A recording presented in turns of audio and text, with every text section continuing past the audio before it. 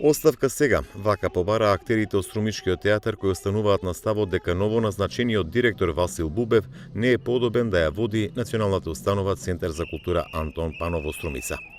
Преку перформанс на Струмичкиот плоштад испишаа транспаренти и ги залепија на влезот од оваа културна институција, откако Министерството за култура не го поништи изборот. Тие денеска подсетија дека со културна институција и театар треба да раководи културен работник со широки познавања од уметноста, а не личност која нема допирни точки со културата.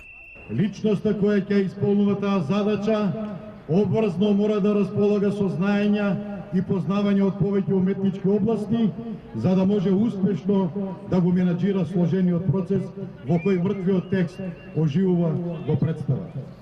Таа функција не може да ја извршува личност која не е едуцирана во областа на литературата пошироко и посебно во сферата на драматургијата и театарот.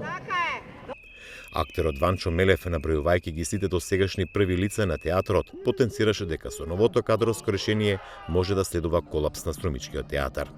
Зар не е достатен фактор што не само театрите, туку целата општествена јавност смета дека е направена грешка која може катастрофално да се одрази на севкупното живење, но која може да се поправи со малку повеќе разбирање.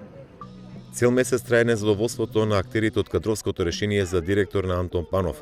Ги објавија и документите на новоназначениот директор за врските со културата, при што подвлекоа дека Министерството за култура направило фаворизација на свој кандидат без да ги има во предвид останатите кандидатури.